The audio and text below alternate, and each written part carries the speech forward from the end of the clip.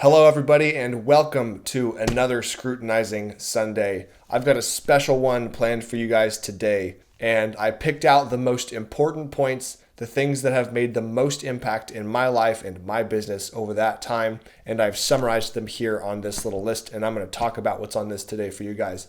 So, one of the first things I would like to talk about is having a lack of gratitude and how it caused me a problem. The important lesson to take away from this is if you're ever experiencing an emotional high or an emotional low and you want to sort of stabilize yourself so that you make a good bet, a good decision, maybe you're having a tough time with a particular customer and you need to take a step back, take a deep breath, have gratitude for the situation you are in, and realize that it's going to be okay, whatever you're doing, and how lucky are you to have all of the things that you have, to have the opportunities you have, to live in a world where we have antibiotics, all of these wonderful things, right? It allows you to reset your frame of mind and solve the problem that's in front of you, because frequently we get emotionally excited in good ways and bad ways when we're confronted with difficult problems in business and in life. And so having the ability to take a step away from that, have gratitude, and reapproach is going to give you more opportunities in the future. One of the big lessons from Hormozy that it took me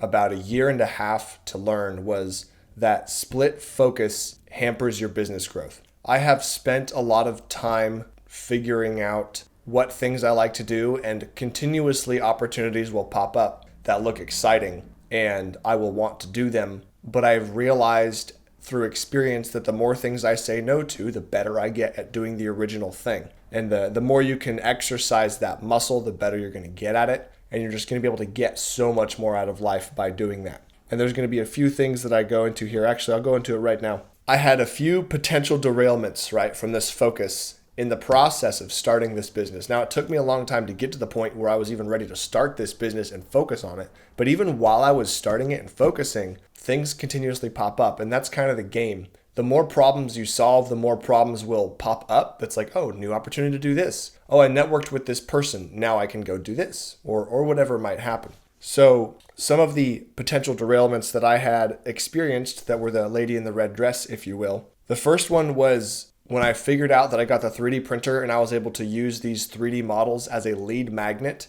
to get the attention of a builder off on the phone. Like that was the main point. But I realized in doing so that I started making so many of them that I was like, wait, people are asking me how much they would pay for these things. Maybe I should charge for these things. Maybe this can be a source of money.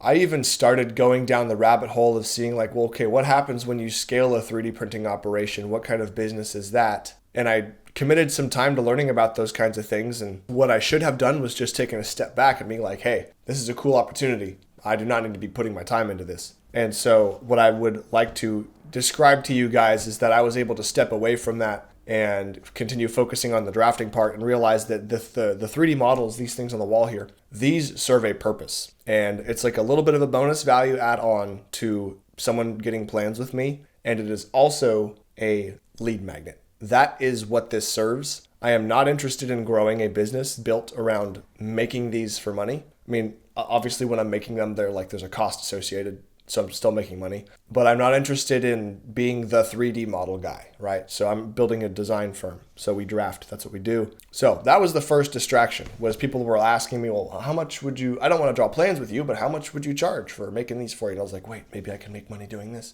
And honestly, that was partially out of a deficit of having options. I had a perceived low set of opportunities to make money. And so any opportunity to make money feels like it's something you should do. So that was part of what happened there. Another thing that happened similar to that, when I started going around and physically handing out these models and networking and meeting with these builders around my local area, one of the things that came up was that, oh, you're really good at drafting. We already have our in-house thing, but also maybe we could learn from you and we could pay you to help us improve our process. So that was another potential derailment that I had to think about and be like, okay, here's a way I could make money. Again, what am I focusing on? So stepped away from that, stayed focused on the, hey, I draft plans. And the other one that is a little bit less of a derailment, but it's a refinement on what exactly it is this business does. The more I was drawing plans and talking with other designers and builders, I was learning that there was a deficiency in skill with me as a designer, not knowing about particular interior finishes or curtains or furniture or all of these little things that are downstream of a house getting built. You know, the cabinetry, the millwork, the trim, the moldings, all of that stuff I didn't have as much context for. And so there was a part of me that was like, wow, I should start learning about all that stuff so that I have more context and can be a better designer. And while that is true, it would make me a better designer, and I'll probably dabble in that somewhat. It is not the place to be putting a ton of energy, because the most important thing is that I figure out what are all of the best things that I'm good at. And while I would like to, backfill and have some context around those best things, the most high leverage thing I can do is to do more of the thing that I am best at. And we'll come back to that later. But it was a little bit distracting because I was trying to spend some time learning about these high-end finishes and this like all this other stuff that's around the world of design. Now, if I was trying to build a business where I was going to be some amazing high-level designer and I was less interested in training somebody to do what I'm going to do and I'm just going to keep raising my price, then absolutely, I should go learn everything I possibly can so I can be a super complete package. But that is not the business that I'm trying to build. I am trying to build a quick turnaround, high volume, little, hey, draft solution, fast response, all of that stuff. That's the business that I'm building. And so I don't need to spend a whole bunch of time going down that path because there are other people that already excel in those things. And I would rather be an assist to that process than the main driver behind it. So all that to say, stay focused on whatever you're good at and do that thing. I realized there's like some overarching main themes that kept coming back up about my business, and I'll share those with you. Okay, so these are some of the main features of Rapid Designs. We go for speed, clearly named Rapid. All right, we're going for high quality. Now, what does quality mean to us? It means that the plans are going to be readable. There's no detail vomit, right? There's just enough information for the most important parts of the house to happen. No extra information on there. And it's clear, like there's no overlapping lines and text. It's going to be readable. People are going to be able to get the information off the paper. Believe it or not, that's not common. And any information that goes on the paper is useful information. That's the idea. So that would make a quality plan, right? So communication is another thing that's really important. I want people to know, for the most part, if they call this business, if they call me, they're going to get an answer. They're going to get a response. The email notifications are set up on my phone so that they're pinging me. So when somebody requests something, they don't have to wait, a day, 2 days, 3 days, weeks, whatever, for easy little things. Along with that communication, I want that reliability. I want there to be low risk perceived in a builder's mind that when he wants something, he's going to be able to reach out and be like, oh yeah, Sam's reliable because I needed this thing and he was able to get me this thing and that was great. We're going to be a very technical built drafting firm. Because I have a structural engineering background, there's a lot of technical information in the bones of the house that's going to be communicated and understood by anybody that works here. And that's going to produce plans that are at a certain threshold of not having problems in them, which is what we want. And the other two things are that when somebody comes to us, they're after customization. So if you can buy a plan online and it already works great for you, then do that. That's awesome. But what mostly happens is something's not quite right about it. People need things tweaked. And so on some level, you need it customized. And so you're going to be able to get a complete custom plan with the second part being high visualization. So real-time rendering is what we're calling this, where if I'm in a meeting with somebody on a Google Meet, they're watching me in the model, move it around, move walls, adjust it, look at it in 3D. That's a super high value thing for people that need the visualization. So all of those things combined, I'm going to work on branding those concepts, putting them on the website, making it very clear this is what we do. Now, the journey of the 3D models. I got the 3D printer in, I think, October or something like that. I had never actually used a 3D printer myself. I did have plenty of background experience using this technology in my degree, in college, all that stuff. I'm very familiar with how to make it work. But I didn't know how to combine these house models and my chief software with how this is going to work. And so I spent a bunch of time figuring that all out. Trial and error, making models, shipping them to people. The first sheets on the bottom when they were laminated, well, that didn't glue well to the plastic. And so now I just use cardstock. That sticks pretty well. So a combination of all of these things, figuring out how these need to be made so that they're good enough. And now we're at the point where we've got hardened steel nozzles extruding this carbon fiber reinforced plastic that's like a good enough color to show detail, and it's really reliable. We can we can just print a model when we need it, and we know it's going to come out just right the first time. And that's super helpful. So could they be cooler? Could they be better? Yes. But remember, the point of these 3D models is to be a cute add-on, and it's a lead magnet. I will tell you that the lead magnet already works. And so if we improve it by 5% and make the model 5% cooler, that's not going to make a huge impact on the business, because I already have a thing that is working, and the thing is working and bringing people to me, and then they're drawing plans with me, which is what I really wanted to happen. So not a lot of time is going to be spent now refining that. So we're kind of good to go there. We're just going to now crank up the machine and do more now that we have a thing that works. For those of you that are watching this that would consider one day maybe trying to hit me up and saying, hey, I've been watching you do your cool rapid design stuff for a long time. I would like to work for you, or I would like to know what it would be like to work for you, or if there's a shot at me working for you, or any of that stuff. This is the culture. I'm going to read out the culture that I'm trying to build here. So I'm just kind of got some notes, right? So love construction. Part of why I do what I do here is because I got into home building. I loved people getting into custom houses. I loved that whole thing. And I realized that I could make more of that happen if I was drawing the plans. And so generally speaking, I want people that know about construction. They love it for some reason. They like the idea of taking materials, combining them into a house. People live in the house. Families are made in the house. You know, people get divorced in the house. Like all these wonderful, beautiful things that are part of life. And yeah, so that'd be pretty cool. Some other more generic things, right? So people like, we want to learn quickly here. We want to adapt fast, right? It's a very high-paced business. We want to focus on doing the highest leverage work. Along with high leverage activity comes high pay, which is cool. People like to get paid lots of money. You solve big problems, you get big money. I want to make sure the business has a growth trajectory so that there's always room for people to grow inside the business, and there's never like a cap and people are getting, restrained and they can't learn new skills and grow and make more money. Frankly, I think all of the work that I do is extremely meaningful and like in every way, even if it's admin or drawing or whatever. Some days it may not feel super exciting to sit down at a computer and draw lines, but you have to realize that you are solving a very unique problem for a very important piece of somebody's life, their home, especially if it's going to be a custom home. So there's like a super real connection between the work that you're doing and the result you're giving somebody. So that helps make it really meaningful. And there's a few other things in here, but one of the most important ones I want to talk about is that we're going to be all about reinvesting in ourselves.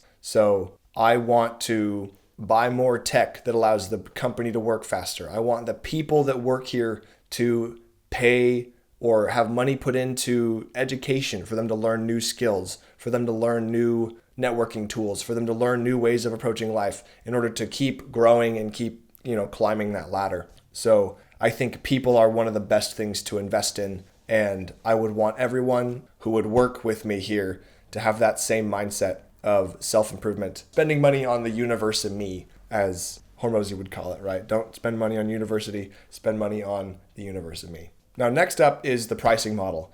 One of the things I've had to do with more repetition is focus on where is the money coming from, what things cost me time, what things don't, how do I really lock in my price, reduce my variability, so that I know when I give somebody a number for a project, it's going to work for me and work for them and everybody's happy. So that's something that we're working on. So as I said just a second ago, Rapid Designs is focusing on tech-enabled service. So what we're going to be doing is we're going to be using highly skilled people with software and tools and experience to solve a very specific problem very quickly and reliably, a lot. So for our style of business, which is tech-enabled service, we are not a luxury service. I don't aim to be some highfalutin, I'm going to solve all your problems kind of guy. It's a very niche thing, and it's going to solve a problem very well, but it's going to have to be a restrained price point so that we can win by volume. So my job is to make sure that the training systems exist. I have smart enough people who can work fast enough with the right tools so that we can solve this problem over and over in a profitable way. And then once I know that number works, then we just do 100 times more. And that's how you grow a business like this. We're going to win by volume. I would honestly rather have a bunch of very small projects that they're all making me money, but this business is going to be largely around that idea of we're going to have 100 little small projects that we just get in, solve the problem, get out, get in, solve the problem, get out. versus some people that are like, I would rather just have 4 huge projects in a year and that would be great for me. That is not the industry that we're going to be getting into.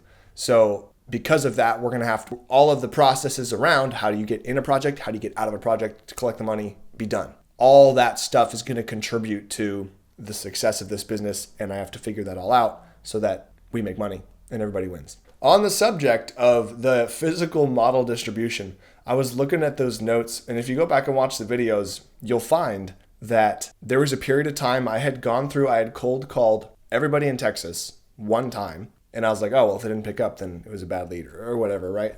I did not know at the time. And I had decided, okay, what I'm going to do instead is I'm going to print a bunch of models and I'm going to drive around town. I'm going to deliver them and I'm going to get them in front of people. And I'm going to say, hey, I make these. I'll make one for you for free of your house. And let's see where that goes. And what I learned was the more important part was that there is a very specific avatar that my business speaks to. And there's very few of those in the town that I live in. And so I was going around offering this thing to this avatar that was none of the people that I was meeting. And so I actually got absolutely 0 results, 100% zero results from driving around and spending that like 4 days handing these out to people and networking.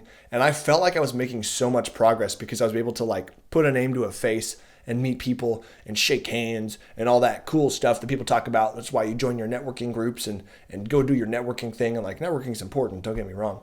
But in this particular case, the person I was looking to network with was nowhere around me. And so I was like disqualifying myself for making any progress. So the more important thing was actually to be, get on the computer, get on the phone and find those people, figure out a way to get them to pick up the phone, keep them on the phone for the few seconds you have as an opportunity from a random cold call, keep them on the phone, offer them value. And I figured out how to do those 3 things in a way that's like now when I'm doing my cold calling, I do spend quite a bit of time culling the list and getting people out. But the result of that is that when I do call people and I get them on the phone, they want a free model. And like not everybody who, gets there's like percentages that are cut out of that, right? Not everybody wants to use plans with me.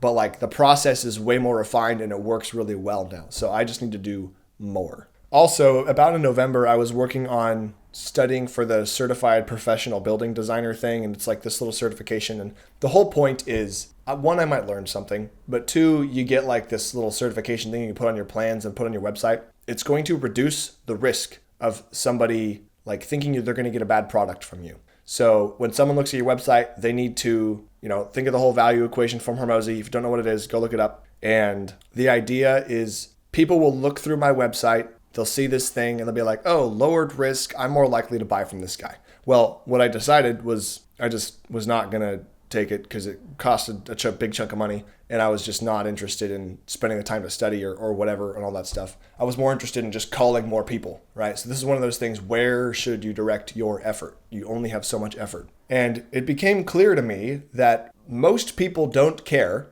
And the only value add I'm going to get from this is a little bit of lowered risk from the outside perspective of somebody, as well as it's going to open up me to a few more people in cities where I could actually use this certification to give someone plans and they can get them permitted. Austin is the main city for that. And there's just like, that would require knowing builders in Austin, them wanting to work with me, them having a project that fits that exact scenario where they don't want an architect. And it's just like, there's like so few of that happening that it's just not like worth doing. So long story short, the most effective way that I have found to decrease risk is what we would call, from Men of Action, irrefutable visual evidence. Proof. Show people. Screenshots. What do you do, right? So I could claim that, hey, we're the fastest design company around, and I could put lots of words on the website, or I could just say, hey, here's a few words saying we're fast. Here's a big list where you can swipe through and see a whole bunch of screenshots of, hey, they requested something, we sent it back. They requested something, we sent it back. Timestamps showing you, hey, literally over, like, how many of these do you need to see? I'm just going to keep doing it. I'm just going to keep screenshotting. I'm just going to keep putting them on here, right? People are just going to see that and be like, oh, got it. Like the words are not important. The evidence is important. So show proof. Along with that, I've worked on all my sales calls now are in a Google Meet where I'm actually showing them proof of all of the work that I do. I'm showing them what it's going to be like working with me with the model. I can make that sales process more efficient by probably like baking that all into a video and saying, hey, watch this video before we hop on this call. I could probably do that, but like the more important thing is that I'm just calling more people currently. So I'm just going to do that. Now, after I had gone and driven around town and got nothing from that, I went back to Hormozy and I was like, man, what am I missing with this cold outreach thing? And I ended up going to his website and I found out that he actually had a built out framework for how to do cold outreach. Like, this man is so valuable. Go to acquisition.com, please, for your own sake, for your own business. And this man had built this framework, and it's like this 8-day framework where it's like, hey, day 1, call, text, email. The text is a video of your face with something proof behind you saying, hey, this is me. This is what I want to give you, yada, yada, yada. Make it a video. Send it from an iPhone, please. Make it a blue text. Like, you're trying to convince people you're not a robot trying to scam them. So call, text, email day 1. Give them a call day 2. Send the email day 3. Give them a call and a text on day 4, and then call them days 5, 6, and 7. Day 8, send them an email. You could tell that I've done this a number of times, right? So the idea is you need to show people, like, if you really think your product is valuable and people need to hear about you, then you're going to put effort into like, damn it, like, hear about me, okay? Hear about me. I'm here, like, get their attention. So you just do everything you can to do that. And so that's been super valuable. Go check that out if you don't know how to do outbound, because that is what I've used and I've built and I've refined off of that, and it works amazingly. Some days you'll end up doing all this stuff, and then on day 7, somebody will just pick up the phone and be like, hey, what's up? And be like, script, where's my script? So yeah, so that's kind of fun, is that like, you never know, but like, it's super effective. You never think calling somebody 7 days in a row is effective, but you never know. So something else that I learned as I've gone through this journey is I've gotten better. I've seen where the market's like has its pricing fluctuation and who does what for how much. And I know where I fit in. I've heard people say, oh, that's too much. And then they get off the call. I've heard people say like, oh, that's a great deal. How are you doing it for that cheap? And so I'm getting a good base for what the pricing should be worth.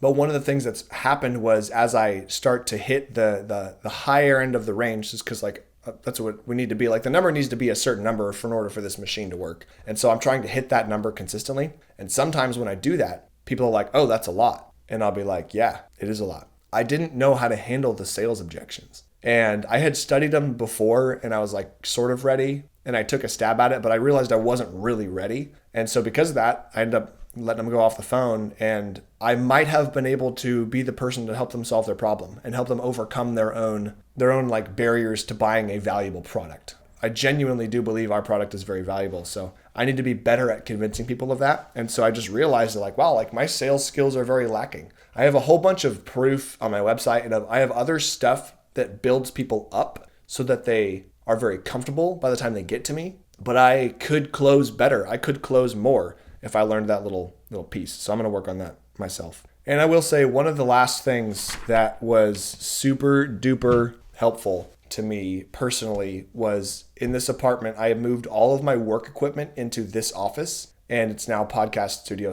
/ office, but separating living space from workspace, super helpful. So if you guys can do that, do that. Now, that's all I've got for this week. Hopefully this has been helpful, a nice recap. We're going to basically just keep on going. I'm going to call more people. I'm going to get better at sales, and I'm going to draw more plans, and I'm going to get more specific with what I am doing. And we're just going to see what happens with this business. And you know that if I'm here in the studio producing videos for you guys, I'm not homeless. And so it's working. Let's see what happens. We'll see what kind of ship we can build and sail the 7 seas with. And I'll see you guys next week.